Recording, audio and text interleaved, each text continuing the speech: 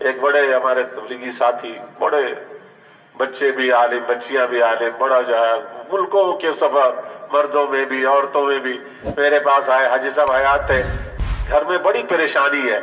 تو میں نے صرف ایک بات کی، میں نے کہا یہ بتائیں گھر میں ہر کوئی سلام کر کے بسم اللہ پڑھ کے داخل ہوتا ہے؟ چپ۔ میں نے کہا بس پتہ چل گیا۔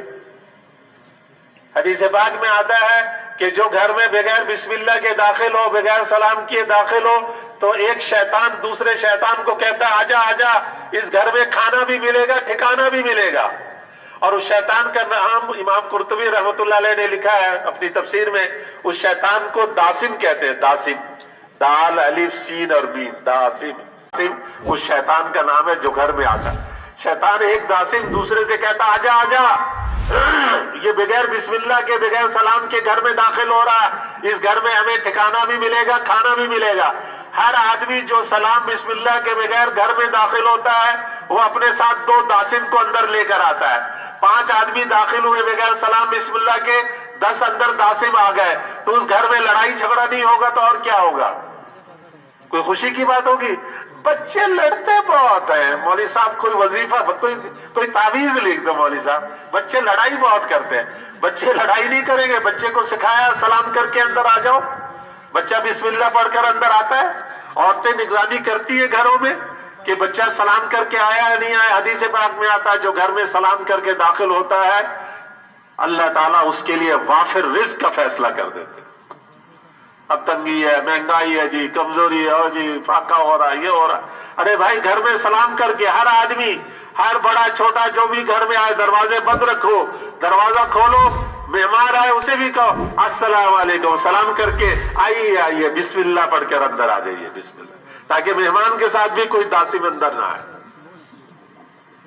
حضور صلی اللہ علیہ وسلم نے فرمایا اگر گھر میں کوئی نہیں ہے، پتہ ہے خود تالا کھول رہا ہے، گھر میں کوئی نہیں ہے، حضور نے فرمایا پھر بھی سلام کرو اونچی آواز سے، تمہارا یہ سلام فرشتے مجھے پہنچاتے ہیں۔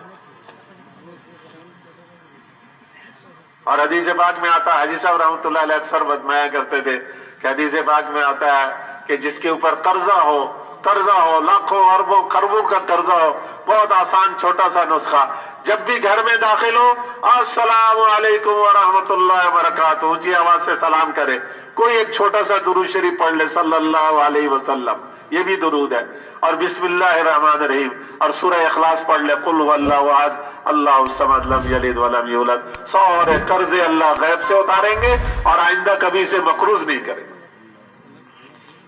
حاجی صاحب کے پاس ایک صاحب آئے، کہنے لگے جی بڑا قرضہ ہے، حاجی صاحب نے یہی عمل بتلایا، 15 دن کے بعد کہنے لگے جی اللہ نے فضل کر دیا، سارے قرضے غیب سے، پتہ نہیں کیسے اتر گئے،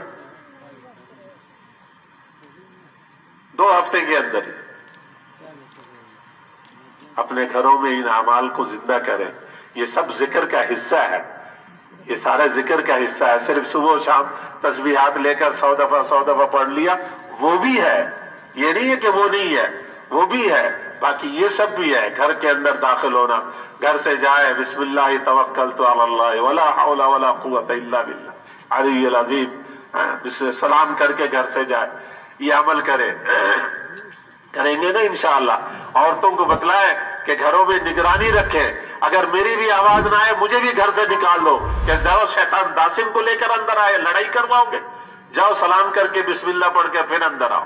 بچے آئیں، مدرسے سے آئیں، اسکول سے آئیں، سلام کریں، بسم اللہ پڑھیں، ان کو عادت بنائیں، سلام اور بسم اللہ کر کے پھر اندر آؤ۔